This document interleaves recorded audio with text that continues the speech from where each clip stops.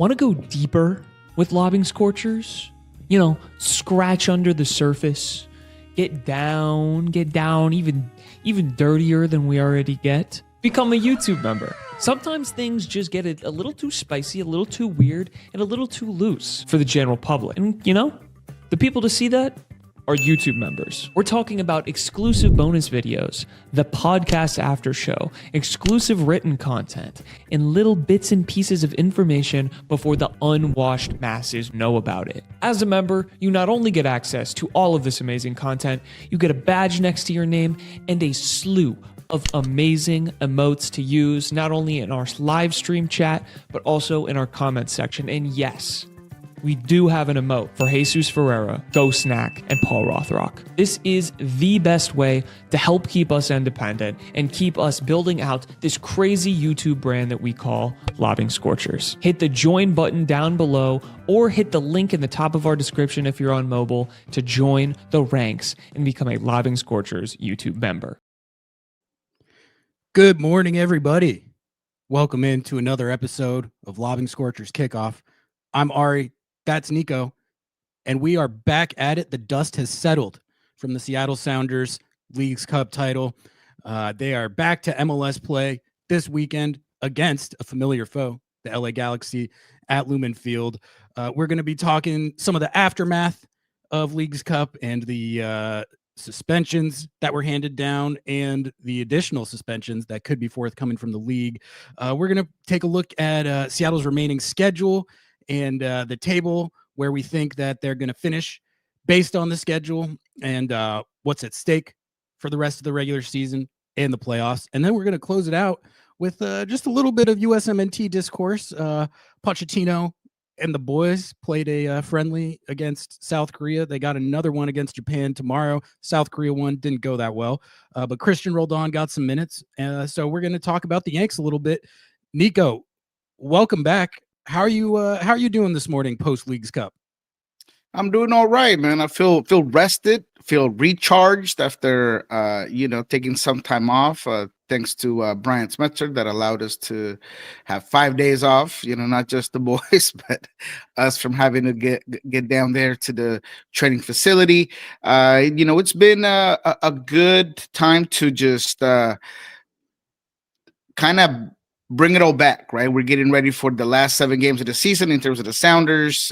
We are kind of getting to that last quarter mile of MLS play, trying to figure out who's going to make it, who's not going to make it. There's some whose future we already know.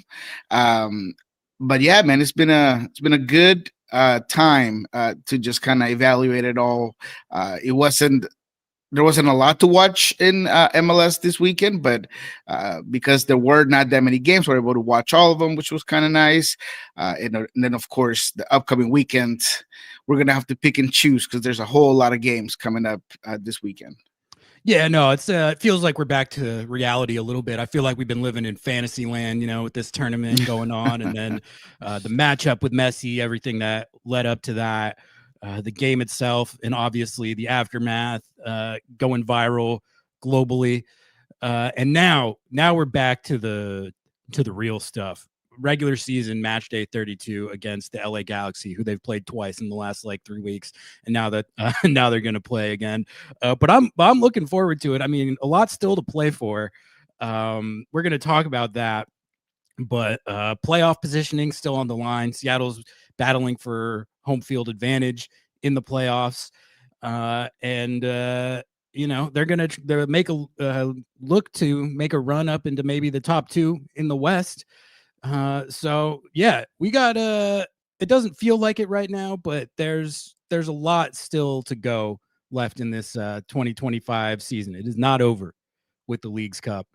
Before we but it is kind of funny that we kind of think of it that way, right? Because I wonder how the guys are going to come in from that break and then come up from that high of that, title run. Because that's how we feel, right? And we're obviously on the opposite end where, at least personally, I'm trying to figure out, is the content that we're going to put together going to have that exact same boom?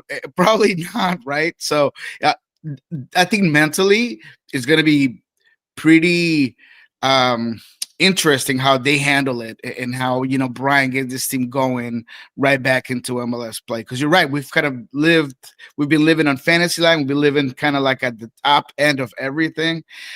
And how do they come down from that high? That's going to be interesting to see. Before we talk about all that, if everyone could do me a favor and please like the video, subscribe to the channel if you haven't, follow us on Instagram and TikTok. Which, oh man, I mean, the Instagram and TikTok game during this tournament and after the brawl and everything, it was going off. So you're definitely going to want to follow us on there. Love it. Also, shout out to our sponsors: Hacks on Ferments, Full Pull Wines, Podium Menswear, My Data Removal, LobbingScorchers.com/sauce to pick up the Lobbing Scorchers hot sauce, which is really good. You can even put it on your breakfast while you're listening to Lobbing Scorchers Kickoff. All right, Nico, let's start with we have not recorded a show since the initial disciplinary action came down from the Leagues Cup following the post-title match brawl at Lumen Field. Luis Suarez spat on security Gene, punches were thrown, Steve Lenhart was involved. So let's talk about that to start, just because we haven't given our thoughts on that yet. And then also, I was going to see if you know, Nico, if there's anything from the league forthcoming, because I think that's kind of what everyone's waiting for as far as kind of the last thing to happen before we can put this whole brawl thing behind us, first and foremost. But there were a few suspensions handed down from the Leagues Cup disciplinary committee, which is different from the Major League Soccer disciplinary committee. So I guess that's the first point of clarification. I think there was some confusion on this when the news came out that these suspensions were handed out and it was said these are apply to Leagues Cup only. That does not mean that the league is not also going to come in with some suspensions. It's two separate things, right? So you have Luis Suarez, the crash out crybaby himself. He gets 6 games. So that basically means that does mean that if he is on Inter Miami next year, he will not be playing in Leagues Cup next year. So, I think that's fine. Sergio Busquets got 2 games. I feel like he could have gotten more. He hit Obed in the face, but whatever. Aviles, who was one of the preeminent crash out crybabies of that situation, he got 3 games. And then I think the funniest part of this whole situation is that Steve Lenhart got the second longest suspension of anyone involved in this. He gets 5 games, which again, how surreal is it that Steve Lenhart, who I still don't know how I missed that he got hired as this mental health coach. I feel like I would have noted that at the time, this sort of notable irony of that, just because during his career, he was known as the Bash Brother, right? And he was also specifically a Sounders antagonist. So that would have been noteworthy either way. First thing I hear of this is he's out there swinging in the Leagues Cup brawl, and he gets tagged with 5 games, only 1 less game than Luis Suarez, which, we can argue the severity of that. But it also, if you watch the footage, it's not super surprising that he got suspended. But I guess, Nico, the question is twofold. Number one, what's your reaction to the suspensions that did get handed down? Do you think it was about appropriate for everyone involved? Did they miss the mark on anything? And then also, have you heard anything about what's going on with the league getting involved here? Because we, recording this Monday morning early, we haven't heard anything yet. I still find it hard to believe that they wouldn't do anything. I think this announcement is coming. Have you heard what the status is on that? And then maybe we can talk about what we expect the league punishments to be. Yeah, so I wasn't surprised with any of the number of games. Maybe for Steven Lenhart, I've looked at that video so many times. I don't know if the reason why they're giving him so many games is because he wasn't necessarily one of the players that should have been out there. I mean, I don't know. I really don't get it. That's the only one that I'm trying to figure out. I don't think he does any more or any less. Did he not swing? I thought he swung. I could be wrong. No, he swung for sure. But, so did Aviles. and he actually swung on Yeah. quite a few people, and he got 3, right? So And he was headlocking, and yeah, absolutely. So that's the part that kind of gets me, where I don't get what the parameter for the 5 games for Lionheart rather than 3 for Avilas. I also don't know how Cello's not in here, because Cello, yeah, he hit a couple people behind the head. And Falcone, who was the guy that was kind of the nucleus of the initial brawl, headlocking people. But what I've heard as late as Sunday night was that obviously there will be a full-on statement, and there will be MLS is going to address this, and MLS will be upholding some of the sanctions.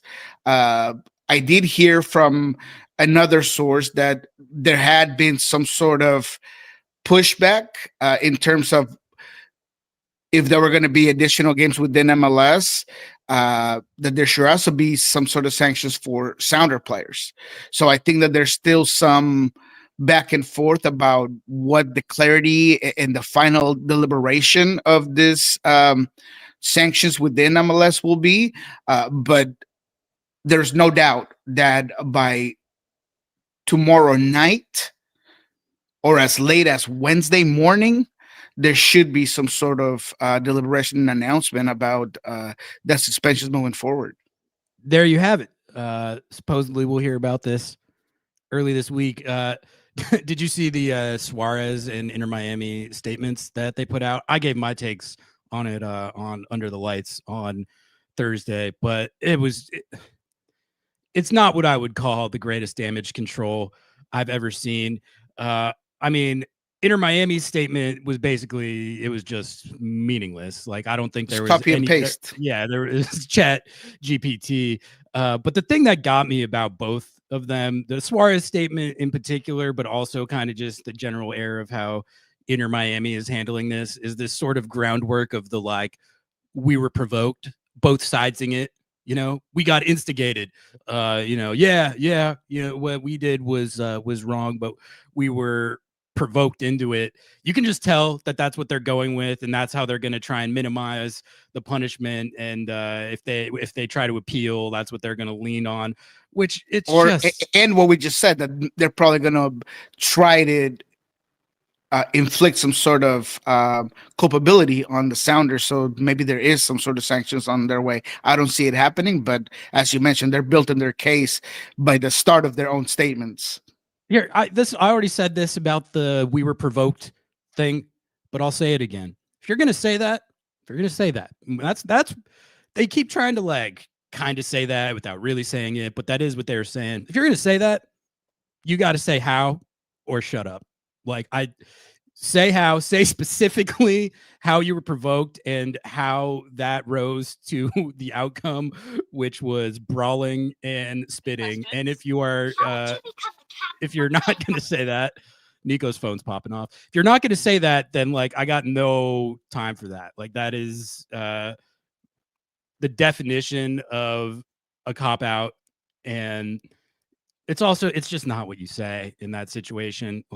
I could have written them a way better statement. I could have written Suarez's apology and, had it qualify as the hoop that you need to jump through in that situation. They did not meet what was already an exceedingly low bar.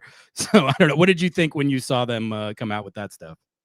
Yeah, I think all of it was underwhelming. I think that there was a serious lack of accountability by all parts involved. If I am the PR or part of the circle or agent of Luis Suarez, I would have done a lot more to show remorse that what he did was beyond anything that is involved with soccer. He did in that statement basically excuse himself for those actions, and that alone is just hard to fathom of why you would put that out as your first statement, right? It should have been a lot more heartfelt. You should have shown that was not just something that I don't do, and it's not part of what I do because it's bullshit. Because that's who you are, Luis Suarez. But I think if he would have gone the extra mile of just talking about a moment of impulse, and that it was a thing that he'll forever regret, and whatever it is that you could put in there that shows some true feelings of, and the reality is that he probably doesn't really feel it. No, and I'll just which go out there and I say get that. I get that. I really go out there and say Luis Suarez is the Yeah. type of guy that I don't think he feels like he did anything wrong, No. and he did anything wrong was getting caught and doing it in front of the cameras. But in terms of what he did, he's just that sort of low life where he just feels like he did what he had to do in a moment of contention in the field, and get over it. So maybe that's why it feels that way, because it is that way. But in terms of Inter Miami, you should know better.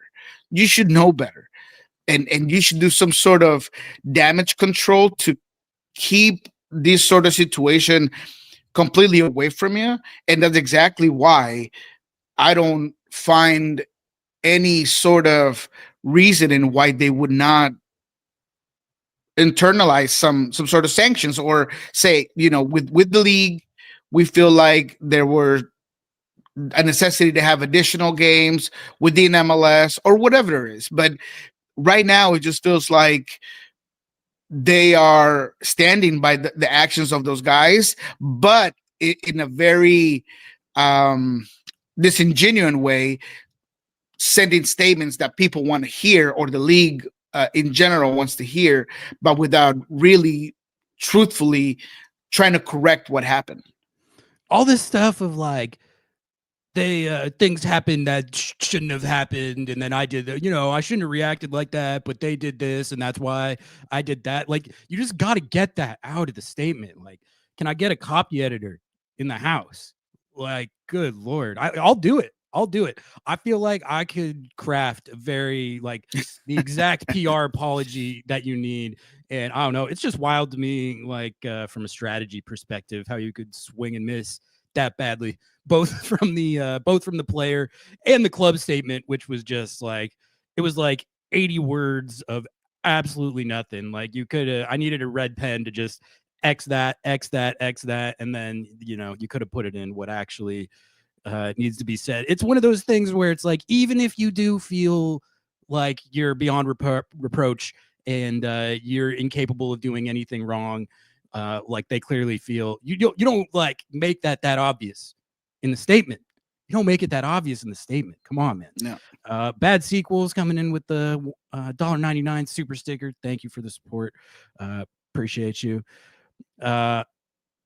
Wade asks, why is it taking so long to issue a punishment? My understanding of that is that it's because they were waiting for the League's Cup suspensions to come down, and then there's something with the appeal, right? Like, you have to give them the chance to appeal before you announce it. So I think that's what's been going on behind the scenes. I think the punishments have probably been decided for a little while, and I think another good PR move would have been to say, we accept whatever discipline comes our way, and we're not going to appeal it. That would maybe that would engender some goodwill. You see what I'm saying?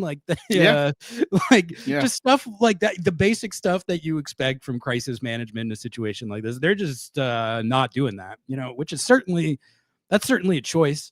But have you heard anything different as far as if the appeal process is what's caused the sort of relative delay and how they're announcing it? That's what I understand. Yeah, it's exactly that, and it's basically as I mentioned on we recorded Friday, that Thursday night before that, I had been told that there was still more looking into the entire brawl by MLS. So between the appeal process, the way to make the announcement, the fact that, as I mentioned, there is some contention or pushback from Inter Miami about who's getting what in terms of disciplinary actions, and are there going to be any towards the Seattle Sounders? All of it, I'm sure that is all part of why that delay. But I would expect as I mentioned, a deliberation by Wednesday morning latest, per what I had heard.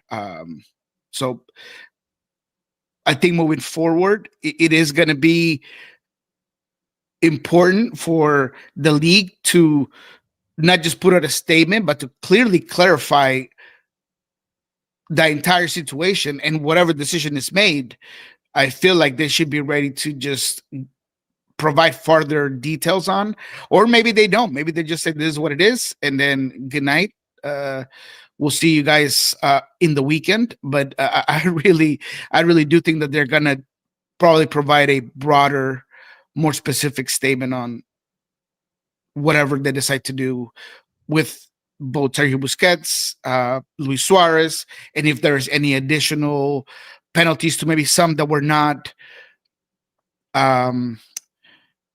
already hit by the League's Cup. So is there going to be something for Falcone? Is there going to be something for Cello? If you have a different investigation and you've been looking that much farther into it, I wonder if there's going to be any additional suspensions to other players. If they give Jackson Reagan and John Bell one League's Cup game next year, I wouldn't really argue with that much.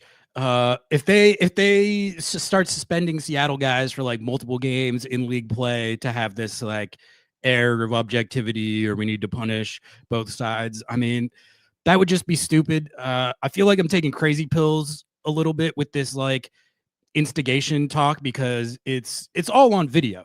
Okay, so it is literally visually proven that Seattle did not instigate this brawl physically. So if you're going with the "we got instigated" talking point, which they are, you can't say that it was physically because it's all on video. So the implication then is that you were instigated verbally. It would have to be verbally because we have the footage. So if you are saying that you got verbally instigated, then you need to say what was said that caused this supposed reaction, or you have zero credibility, none.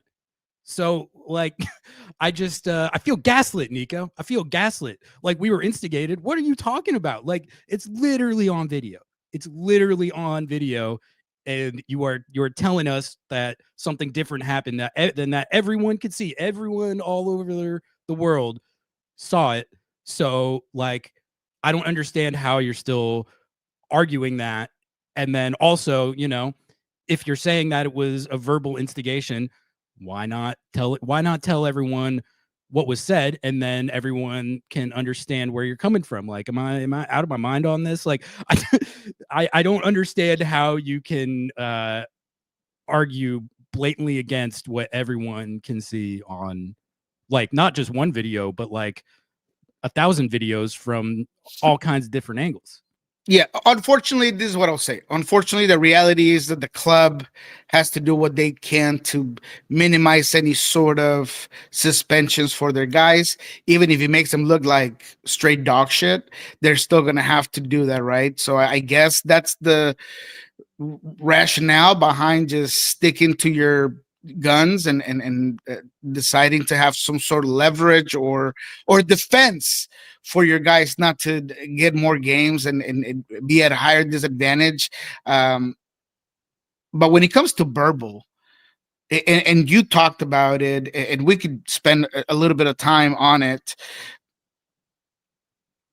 it's been very odd how some of the things that were said by Lionel Messi to Obed, to Pedro de la Vega, those sort of things to get him off the game, that have kind of emerged initially during or what we learned this week with Jeremiah Shannon was saying that, look, I've gotten zero confirmation from anywhere close to Pedro de la Vega's camp that Messi said what he said about blacklisting Pedro de la Vega.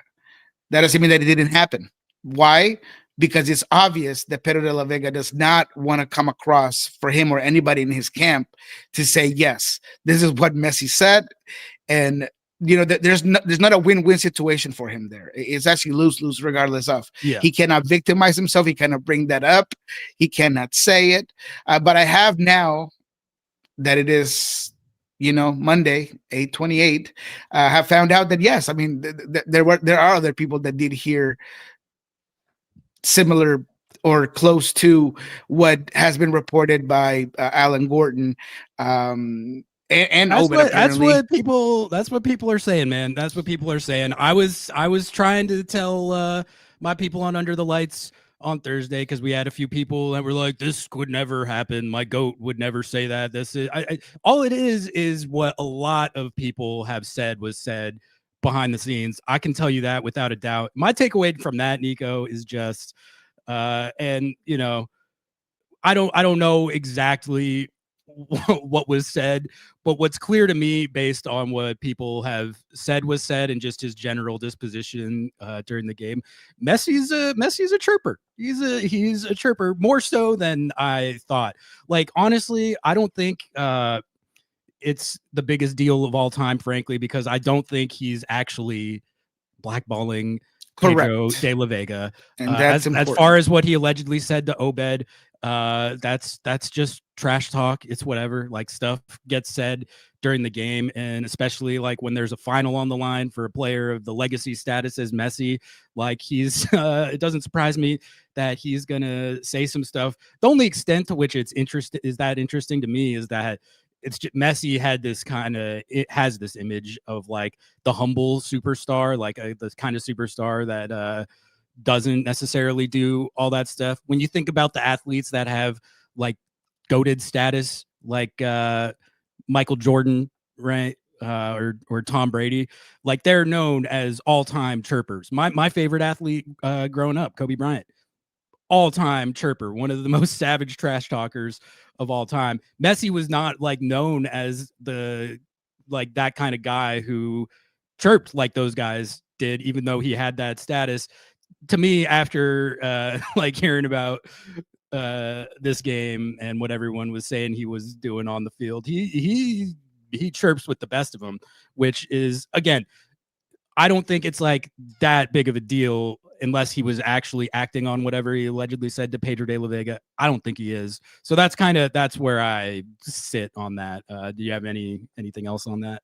Yeah, what I would add is that, right? I mean, what I would add is that, yes, he has never been like the Muhammad Ali type or the Floyd Mayweather type that's going to go out there and say it on the mics and is going to clear that persona, or like, you bring up Kobe Bryant, that's kind of pretty out there and saying it, or even Cristiano Ronaldo, a guy that, is pretty contagious on the field and will get in your face and things like that. He'll do it in the minor. He always has somebody that does that sort of work for him. Is the Paul, is Macherano at one point. I mean, there's always been somebody that kind of has Messi's back in that end. However, he does it all the time on the low, on the field. Obviously, as a South American, I've been watching Messi for a long time, ruining our lives when it comes to the qualifiers. And there's been multiple occasions when, against Colombia, James Rodriguez is a guy that, they're the 210s. And there's been many times, like the last time that Colombia beat Argentina in Colombia.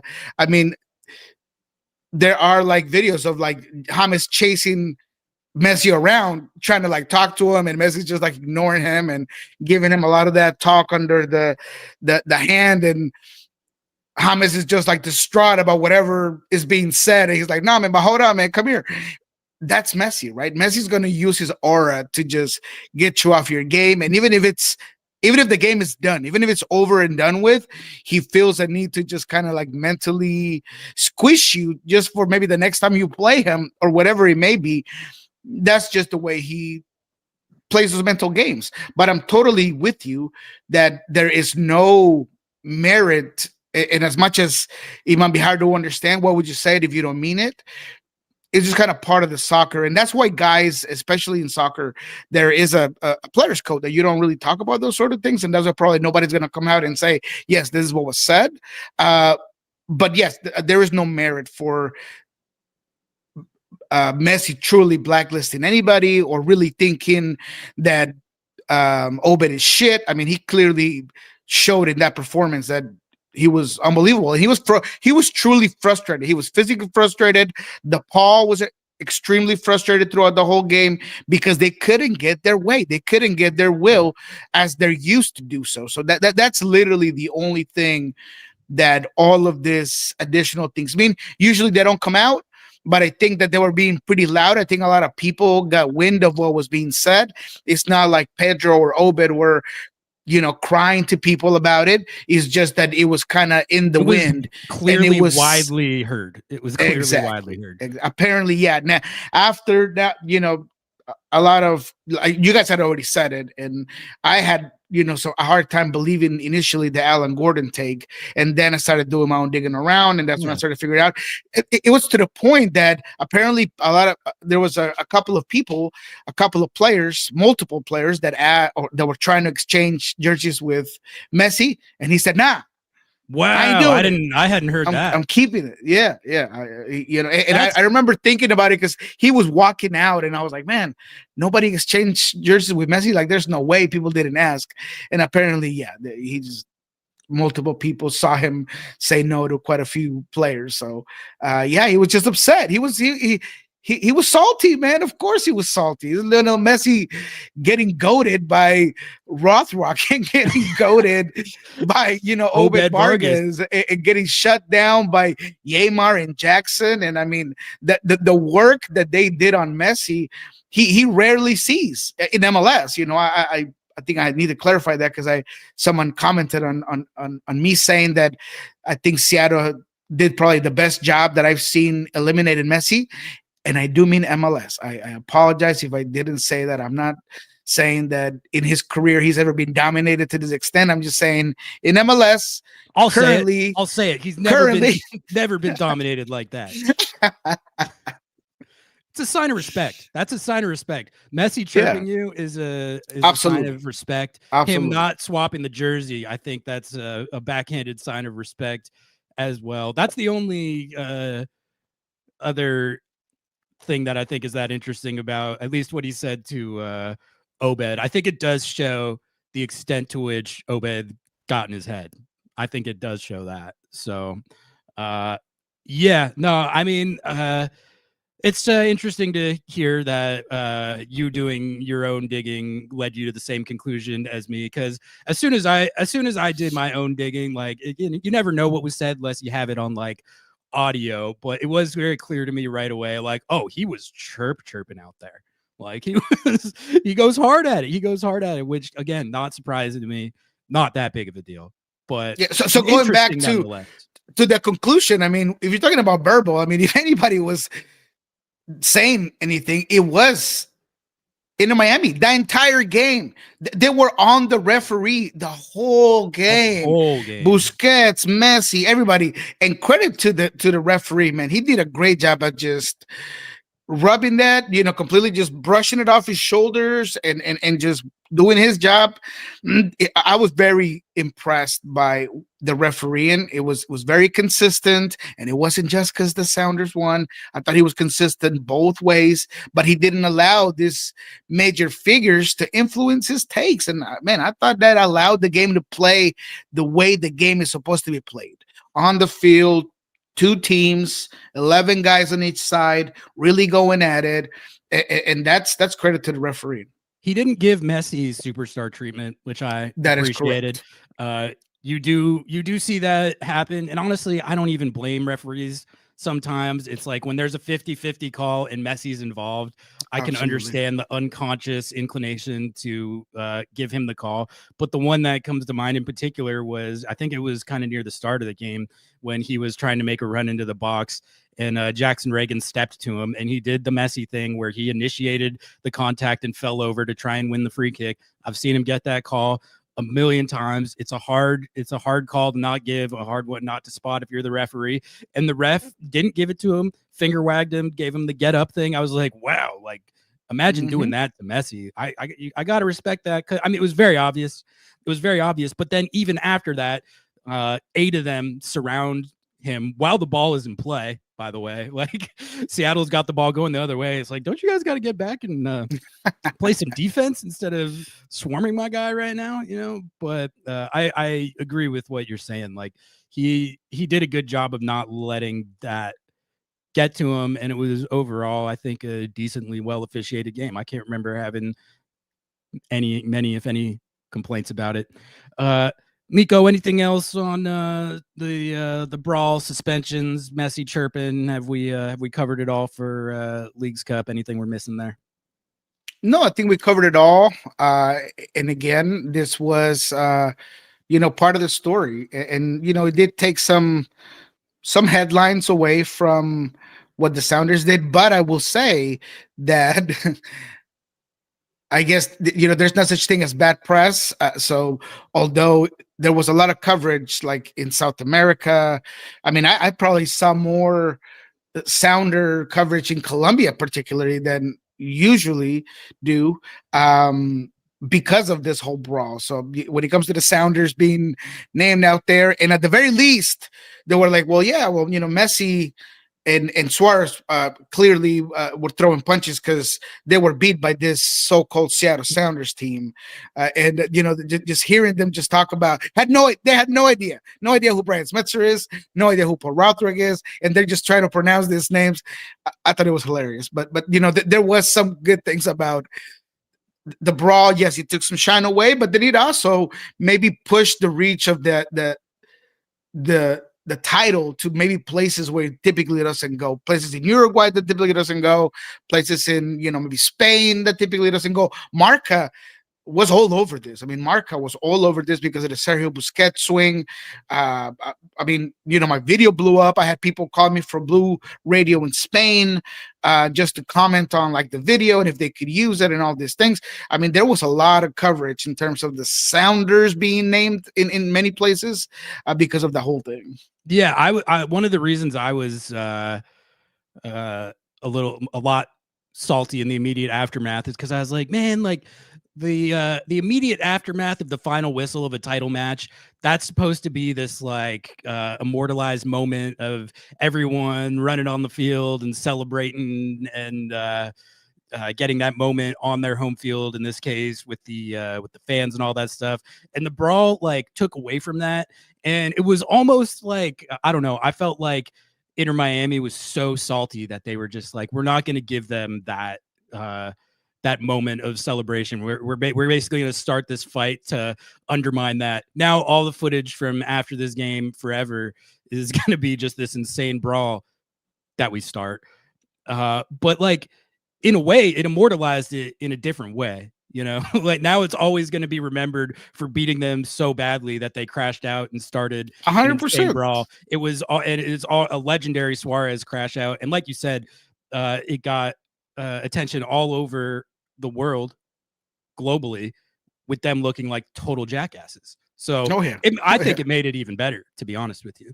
Like it made now that the dust has settled and we're removed from it and emotions have cooled down, I think it added to it. It added to the occasion, and complete with Steve Lenhart getting tagged with the 5-game suspension.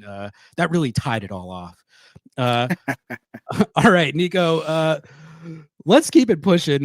We'll keep doing more brawl coverage as long as there's news that comes from it. Whenever the league does come out with whatever their discipline is, I'll definitely I'll do a show with some reaction on that as well. But let's talk about the Seattle Sounders getting back to league play and starting the stretch run of the MLS regular season here. I guess, Miko, my first question is, for me, when I look at how Seattle has to tackle this last stretch run of the regular season, I think back to 2022 and what happened the last time they won a tournament, an in-season tournament like this, and their return to league play famously did not go well at all. They missed the playoffs that year. They never got close to reaching the level again in regular season play that they did during the tournament. And I think there's two parts of that. Like there's the physical toll, like the fixture congestion and all the games that you're playing, they make it hard to get up physically for the rest of the season. And I think that was part of it. But I think the mental and the emotional expenditure is almost that's almost what caused the 2022 playoff crash out as much as the physical aspect of it. And to me, that's what they have to guard against. And what I'll be interested to see if they can avoid is it is not easy to go to playing in games like this, these high stakes tournament knockout games, especially also the Club World Cup that they played in this summer, playing against all these like world class opponents. You got so many more people watching you. There's such this bigger microscope on it.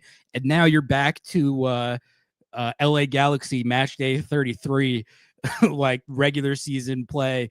It can be difficult just by human nature to recapture the intensity and the energy that you need to play at the level that you have been playing at. So that's going to be the challenge for this team.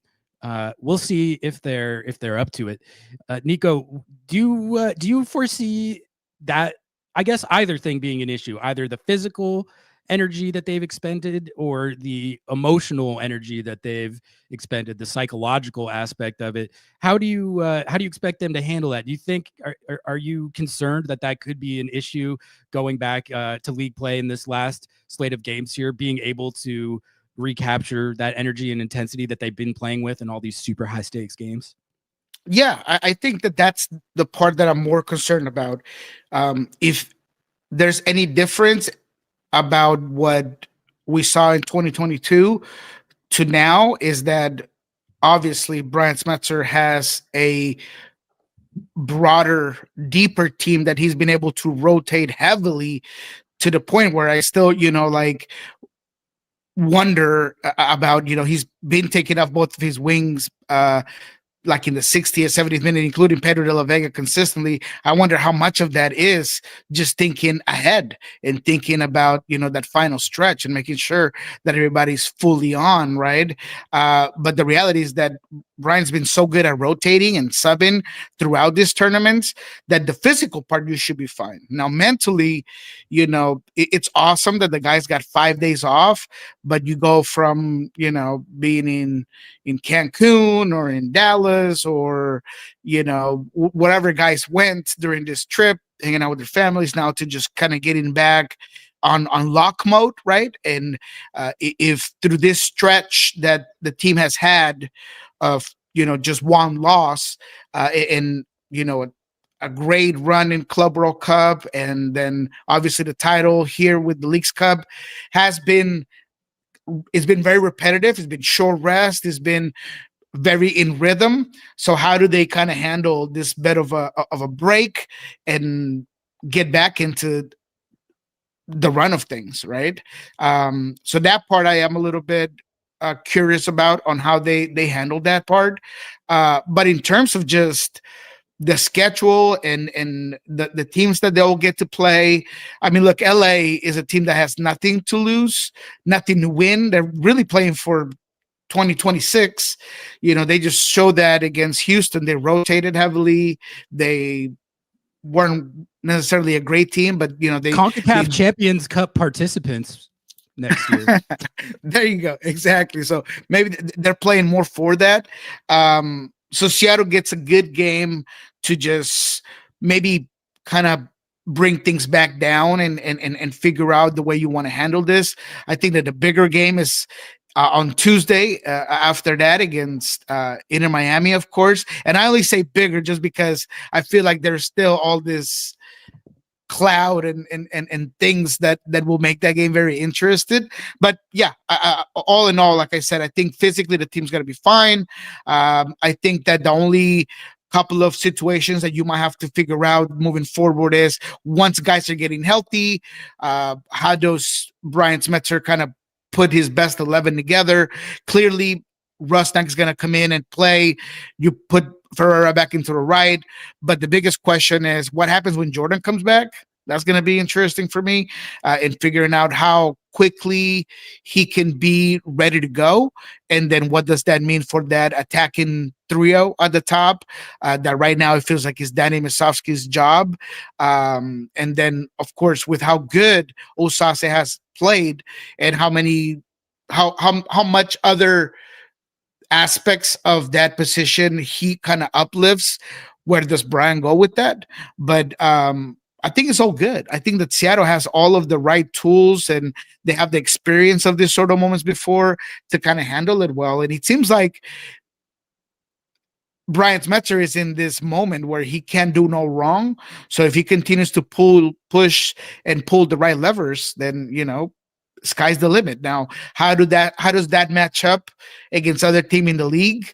That's going to be interesting more towards the playoffs. But I feel like looking at the schedule, as long as they continue to make their home a fortress and they continue to play well at home, 4 out of the next 7 games are at home.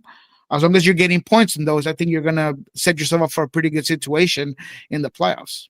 Yeah. Let's take a look at the schedule in a second. But first, before we do that, do you know relative timelines that we're talking about for Albert Rusnak and Jordan Morris? I know Rusnak dressed for the Leagues Cup final. I don't know if you heard the same thing. My understanding of that was that it was more like he could sub in if there was PKs, but realistically, it's not like he could have played any sort of large complement of minutes, which if that's the case, then that indicates that he's not quite ready. Maybe he is now, though. When do you have any updates on when those two guys in particular are going to be back? Like, are we looking at this Galaxy game or maybe a couple more games? What's going on there? Yeah, so Albert is ready to go when it comes to his getting over the injury. Now, he's not game ready. He's not fit ready because he didn't have enough full trainings, and they're working on getting him game fit. But he has overcome his injury, as far as I know. That's no longer the issue. Is just obviously you're going to want to monitor it and make sure that he pain tolerance, right? Because that's why you kind of vamp the training week to just kind of test that injury and make sure that you're good to go. But as far as I know, he's gotten over that in terms of the injury. Now, fitness wise and all that is kind of what they're going to go for. And in terms of Jordan Morris, I had heard that end of September is the timeline where they were hoping that he was going to be ready to start getting at least some in-game minutes, and they're going to need to slowly and progressively get him into games competitively to get him ready to go. It'll be interesting to see, like you were talking about, what the first choice 11 will look like when everyone is healthy. Obviously, Jesus Ferrer looked fantastic at the 10, filling in there in Leagues Cup, but I thought he looked just as good playing out wide when they had him running there when Rusnak was healthy. Like, to me, it wasn't a situation that some people were making it where it's like, oh, like he was kind of not doing that well, and then he slid in for Rusnak, and then all of a sudden he looked better. He was looking very effective in that wide channel with Rusnak playing centrally before Rusnak got hurt. So to me, there's no issue of, oh, well, with Ferrer looking that good at the 10 in Leagues Cup, does Rusnak get that spot back? Like, no, Rusnak gets that spot back, obviously. And you slide Ferrer back out. I have full confidence that he can adapt to that and play at the level that he had been playing at. He has to play it a little differently, but honestly, it's not like all that differently. He doesn't play that position like a traditional winger. It's almost like you got this number 10 playing out wide, and it works. He does that very well. He's a very adaptable player. That's the beauty of the player, is you can do that and not sacrifice any of your level. The Moose Jordan question is a little more interesting to me, especially with Osaze looking like he needs to play. But to me, it's like it's going to take a while for Jordan to get back to 90 minutes fitness. So until he is back able to play like his full usual complement of minutes, to me, it's just a rotation. You can do a very clean rotation if you want, where it's like until Jordan is fit, you run Moose for the first 60 or 70, have Jordan come in to close it out. And then, depending on how it goes and who's in the better form, you can base it around that.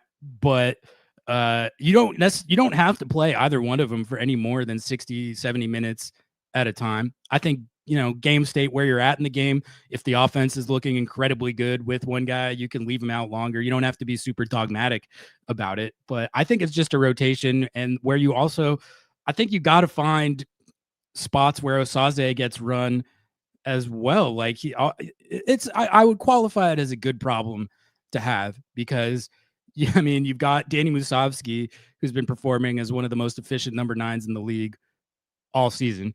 You got Jordan Morris, who every time he's played this year, it's looked like he's going to have one of his best seasons. The way this team is generating chances right now, whoever the number 9 is has been eating, and they've all been getting themselves into good spots. They've all been scoring goals. So, it is definitely, it'll be interesting to see how Schmetz manages it. But like I said, this is the type of lineup question that you want to have. So I'm not like worried about it from that standpoint. But it will be, once Jordan is back fully healthy, can Moose, it's a situation where Moose has to keep scoring. Otherwise, Jordan's going to start playing the majority of those minutes. But as it stands right now, I think you got Moose as the number 1 with Osaze as the 2 until Jordan gets back, and then that starts to become more of a question. Do you have any thoughts on the number 9 stuff? Look, first of all, you bring up Jesus Ferrer. I don't even think he's peaked. I think he's still. I don't either. He's still just adapting. He's still getting better. He still has a lot going on a personal level with a brand new daughter. He's been so good. He's been so good, and he's a clear-cut starter for this team. Yeah. So for all the doubters of Jesus Ferreira, the guy has been incredibly effective in the final third in terms of connectivity, in terms of the system, regardless of whether he plays out on the wing or he plays as the 10. I think that he's been a huge part of what got this team really going over the last, 10 games of a run that they've had. So he's a guy that, to me, he's still not even peaked. And I expect him to be even better when playoffs come around, which that should make people extremely nervous. Nobody wants to play the Sounders really in the playoffs. When it comes to the 9, I think that is going to be, again, Brad Smetzer is a guy that he's really surprised me this year. So I think that he would be looking into a game per game basis, right? So if I'm playing a team that's not going to give me a lot of space for somebody to just run into the 18, maybe I'll start Osaze. Maybe I let him be a guy that can pivot. Maybe I let him be a guy that can, get to certain headers, that can do a lot of the things that he's done so well lately. If I'm playing against the LA Galaxy, then Musovsky's my guy, because I know there's going to be plenty of room for him to just crash the box, that he's going to find a bunch of opportunities inside the 18. So I wouldn't put it past Brian, where he's using both guys as a number 1, depending on the situation, depending on the plan, depending on what he wants to execute on the field. So it is a good problem to have. And I think that these guys are interchangeable depending on the situation that you're facing. The reality, and you mentioned it, is that the Sounders are thriving off of volume. They're thriving off of creating opportunities. They're thriving off of the wing play. They're thriving because of their pivots.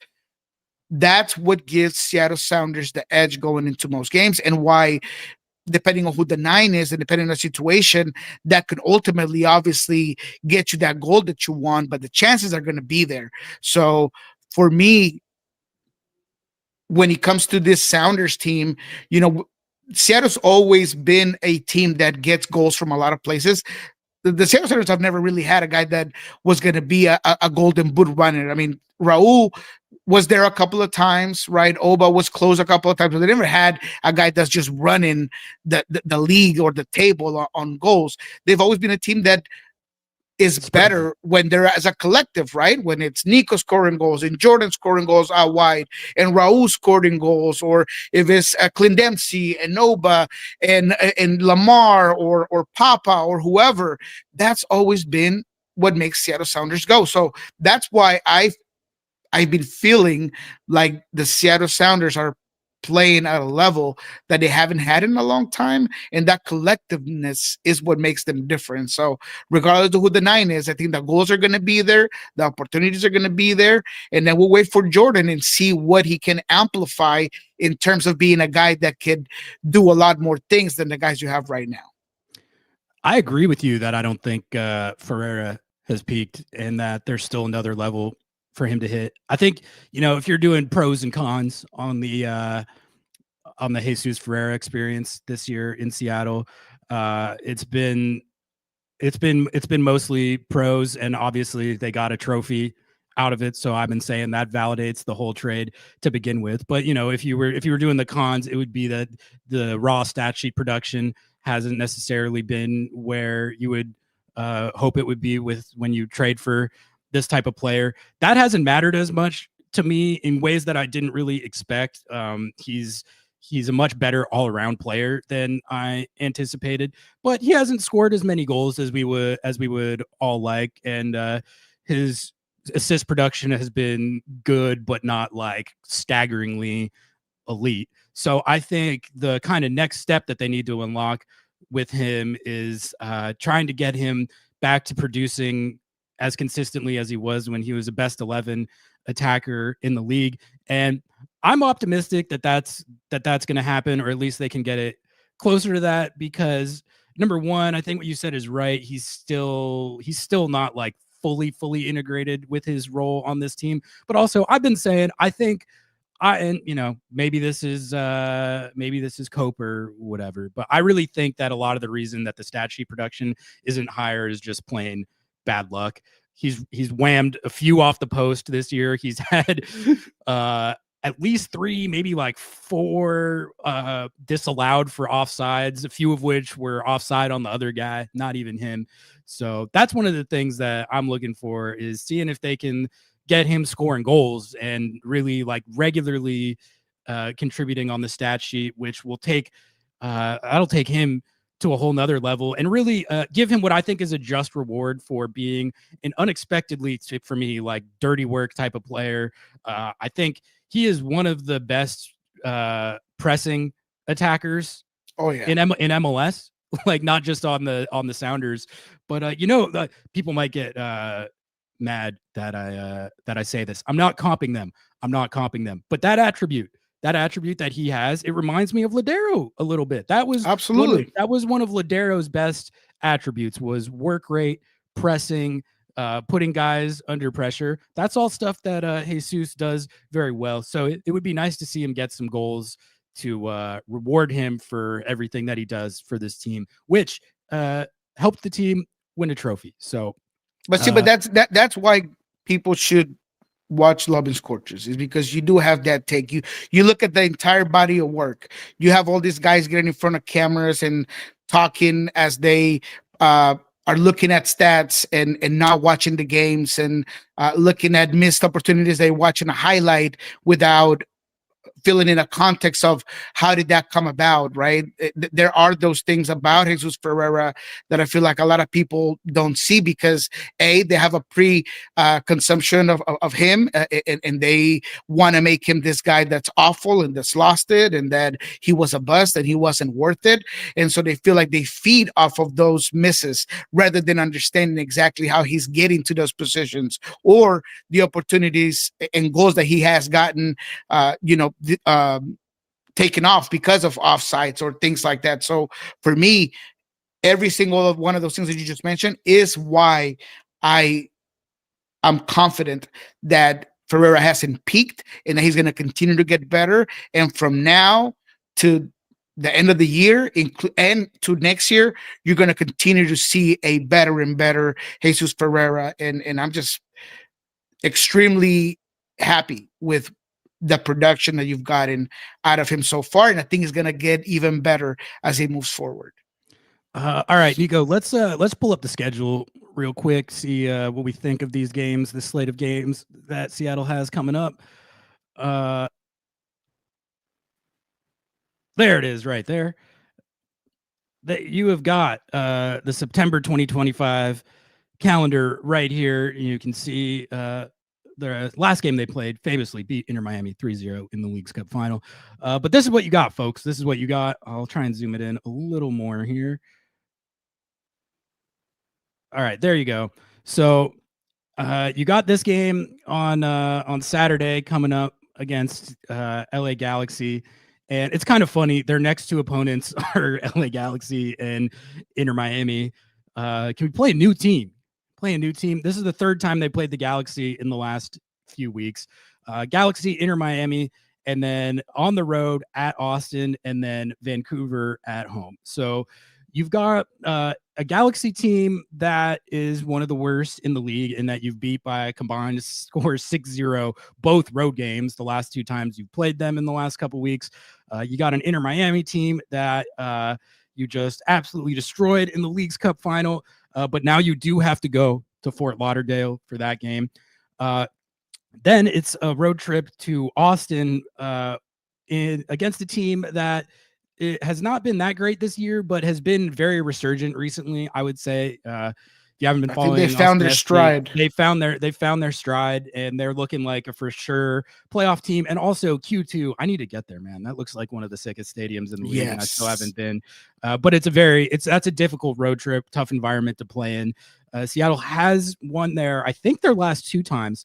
There was the famous game where they started a bunch of teenagers, and then Raul hit one from midfield to win it. And then I think the last one was the one where Jordan Morris had the game winner, and they won that game. So they have been able to win at Q2 before, but that Austin team is in really good form right now. And then you got a Whitecaps team that cooled down after their legendary start to the year where they looked like one of the best MLS teams of all time. But I feel like they've been looking a lot better again recently as well. So I guess looking at this, you got 4 games for the rest of September. Let's start with this Galaxy one because that's coming right up. The Galaxy have to come here now. Is there any concern? Like, you beat them twice in a row. For me, when you beat a team a couple times in a row, it's always hard to beat a team multiple times in a row. And that was true when Seattle had to go there for the Leagues Cup semifinals right after having beat them in the regular season. And then, I mean, that game should have been worse than 2-0. They worked them pretty good in both those games. But I mean, Nico, any concern that just the fact that you're playing them a third time in the last like 3 or 4 weeks, does that make this any more difficult? Or do you feel like now getting them at home, it should be another more relatively smooth sailing for Seattle this weekend? Yeah, it should be smooth sailing. I wouldn't put it past the team whose pride is hurt, and a guy like Greg Vanney that doesn't want to come to Seattle and just lay and take it. I mean, he's gonna have some adjustments to his game, and what does playing a team 3 times in a row is allow you to go back to those games and figure out what you could have done a little bit different. I think that Sanabria is starting to play up to his level, and he's going to be a guy that might have to do a lot more to this offense than it has in the past. I think that Gabriel Peck is a guy that, especially like in the game against Houston, he came off the bench, looked extremely frustrated, but he is a guy that if he can get and find some rhythm in the game, can put you into some predicaments. But I think Seattle should be able to handle that. And beyond just that emotional part of what I think would mean for the LA Galaxy to come in here and win, because they have nothing else to win. If anything, Greg Vanney should say, let's win this game. I think that Seattle is the better team. They're in form. They're at home, where Seattle has been outstanding. So it should be smooth sailing, with the maybe underline that when you do play a team 3 times and there is advantage of motivation more for the Galaxy than for the Seattle Sounders, it can make it a little bit more even. But I think Seattle, once again, as they have all year, match up way too perfectly to expose the LA Galaxy's deficiencies. And the LA Galaxy's attributes don't really counter well against what Seattle does well defensively. People in chat are saying that Gabriel Peck is suspended for yellow card accumulation. Do you know if that's accurate? Oh, that is good. I had not checked that out. That is that's great. That's awesome. Honestly, I'm actually disappointed in that. I was looking forward to the Nuhu versus Gabriel Peck rematch. There's nothing like an attacker versus defender matchup where the two guys just truly hate each other. Nuhu and Gabriel Peck truly hate each other. Nuhu obviously got the red card at the end of that semifinal game, but like really, like when those two guys are competing against each other, it's must see TV. So that would be honestly. Yeah, look, yeah, he got a yellow card in the 90th minute. I missed that, and I watched the game. I don't know if I got up to get something to drink or something, but I missed that yellow for sure. What game so was, yeah, what that's awesome. The Houston LA Galaxy this weekend. Oh, okay. So all right, no Gabriel Peck, which he Seattle, I don't know. He's never done anything against Seattle. He didn't in the playoffs last year. He didn't in either of these last two games that they played this year, which they had at home. So I don't know how much it actually makes a difference in the game other than the entertainment value of him going up against Nuhu, which is always fun. What about the Miami game, Nico? I mean, you have to imagine that they'll be without Luis Suarez and Sergio Busquets for that. I would be shocked if they're not suspended for that. So down a couple of the Barca boys, do you think Messi even plays in this game? To me, it's like, oh yeah, yeah, like he's gonna be out for blood. He's gonna want to destroy Seattle at home, and honestly, it it could happen. It'll be interesting to see how much Seattle is able to replicate what they were able to do. It's a lot harder to do, I think, on the road. But I fully expect Messi to be wanting to prove a point in that game. I guess my question is, how much do you even care about the result of that game? I do, from the standpoint of like, they need to keep making up ground on the table and for playoff positioning. And in that way, getting a result is important. As far as any narrative that anyone in Fort Lauderdale tries to pull out of like, oh, the score is settled. Oh, like, see, that's what happens with the GOAT or whatever. I will just put this out there right now. This game means absolutely nothing as it pertains to what happened in Leagues Cup. Miami could win this game by a couple of goals, and you still got owned by Obed Vargas and Paul Rothrock in a cup final. So that doesn't change that. But I do think that I'm expecting an angry Messi in this game, which is I don't know. Messi is Messi. But I'm also expecting an angry Seattle. Look, I know by all accounts, the guys they still feel like what happened after the game came up from a sense of saltiness and almost a respect because you beat them, but then also a disrespect because they felt like they should have never lost to you. So I feel like the guys are going to go in to just make a point to the fact that it wasn't just a fluke or a moment's notice.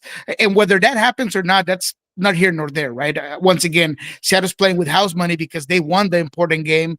They won the championship. They were the one that goated you 3-0.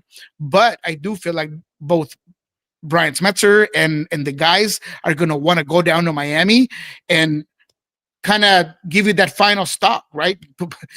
Finish you off, just hit you with the last little just goodbye for the rest of the year, because you probably won't see them in the playoffs. I don't foresee them get into the final, Miami. So for me, I think that Seattle's going to go in there with everything they got to prove that it wasn't a fluke. Ian's got a good question here. Does Schmetz roll out the same lineup against Miami as he did for the Leagues Cup final?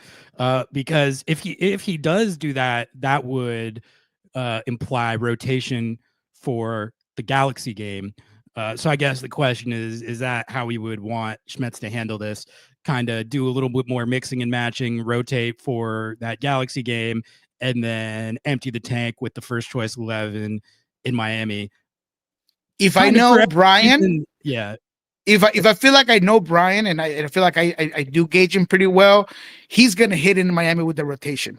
He's gonna make him seem that it's not a big of a deal. That whatever group he's gonna put the best group together. So I don't mean to say that he's gonna punt this game, because that's not what Brian does.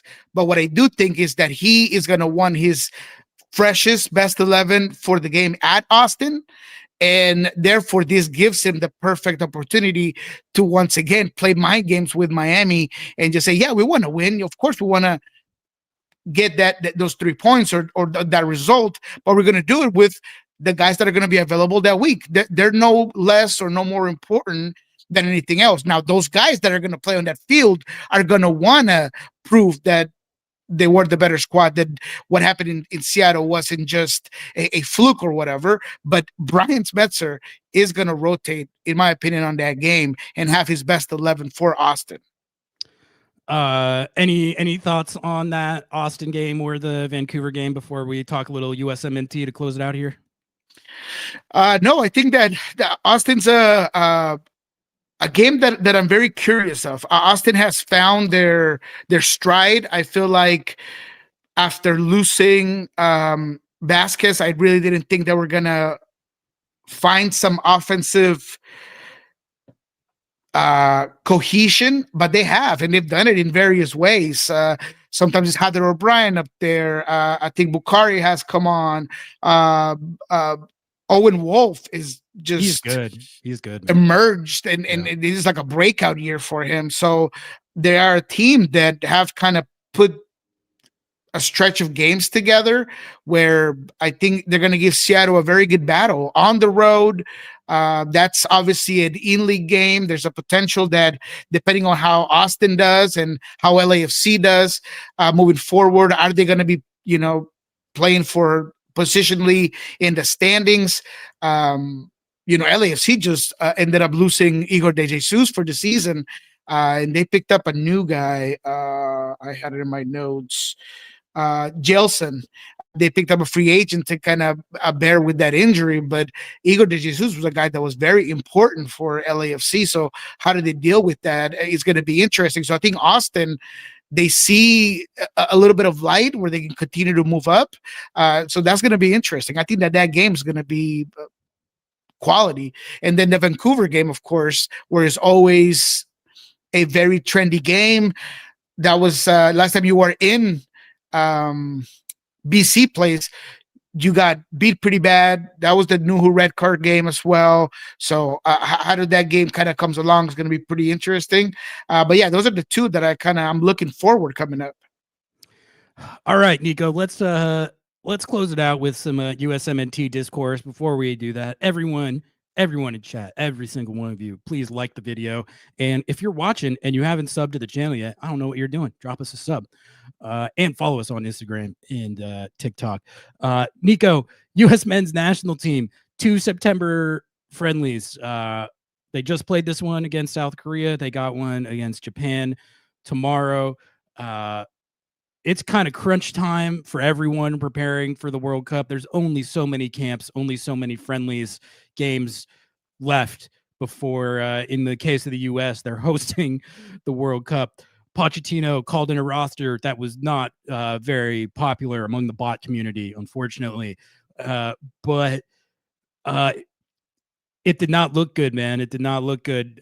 Christian Roldan got called in, which was much deserved. Happy for him. And he got some run. So that was nice to see. I thought they actually they looked a little bit, not just with Christian, but after Poch made those subs where he brought in, like, I think Zendejas and a couple other guys along with Christian. They looked a little better.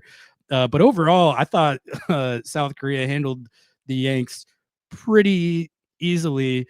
And it just looks like there's not a lot of progress being made. It looks like Pochettino is still kind of just trying to learn the player pool, but it's like we're kind of close to the World Cup to be doing that. Like most national teams at this point, like Canada, you look at Canada, they have like a squad that they rely on more. They're not just kind of throwing darts like this and calling random guys in. It's just generally not looking super hot. Nico, what do you make of the state of things for this program right now? It just feels like the World Cup is not slated to go particularly well. And complete with Christian Pulisic, I don't know what's going on with him, but he doesn't seem like he's enjoying playing soccer right now. He's a documentary filmmaker. He's channeling his creative side. He's probably got to go to his premiere at some film festival where you got Tim Weah calling the media evil or whatever for questioning Pulisic's commitment. I mean, it's just the vibes just haven't been good for a while. What do you make of all this?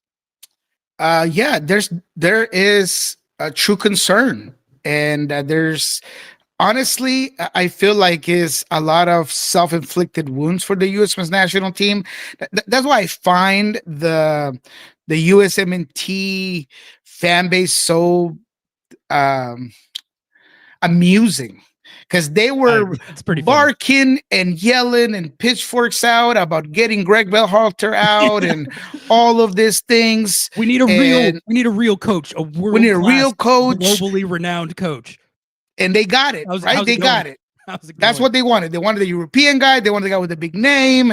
Even I was on board. This is exactly who they wanted. If you built in a lab the coach that they wanted, it's Pochettino, who, for the record, I said last week that I kind of like how he's handling the call-ups, not just because it's a lot of MLS guys. It's because it seems like he's doing it in a merit-based way. Like, to me, it seems obvious that he is trying to honestly assess the pool and call in the guys that he genuinely thinks would help the program, which is great. It's just not manifesting in results.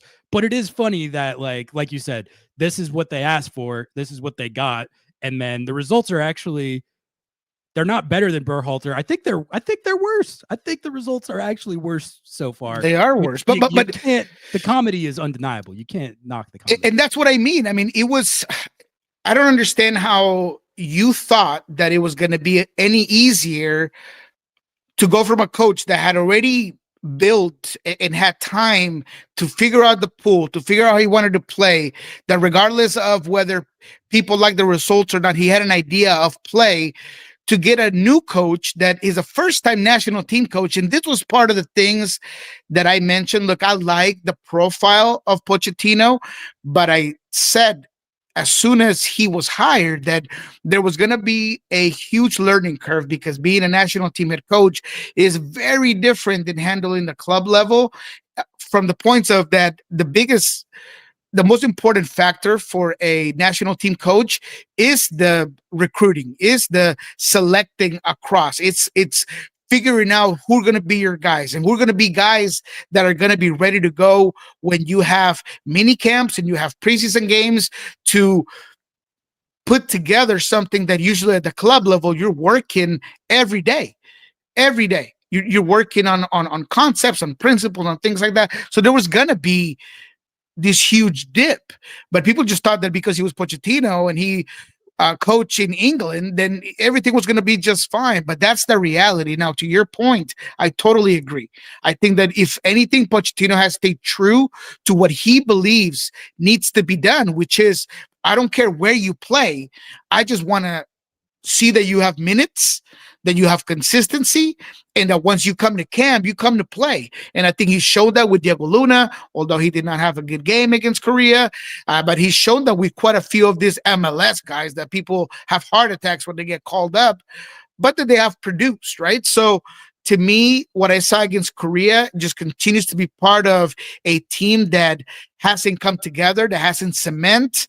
There are pieces there that you like. I think Serginho Dest was great against Korea. I think that the back line was awful. I think that both Blackman and Team Rim looked so bad, so gappy, so slow. Son was getting behind them consistently. The guy just put in a performance on them. I thought that the midfield was average at best. Adams had a very bad game, and it concerns me that there's this trend of quite a couple of games where he hasn't played well, and there's such a big need for Adams to be at that World Cup level that he was a couple of years ago. And Pulisic, I had no idea that he was going to turn into James Franco all of a sudden, putting out indie films. I didn't know that. So he does seem like he's a guy that side. He's got an artistic side, right? Yeah, man. So does James Franco, man. But you got to pick what you want to do. Either you act or direct, and either you play soccer or you do. I mean, I just don't get it. I feel like he's a guy that should have a much better approach to the game that he has right now. I don't think he's dealt well with the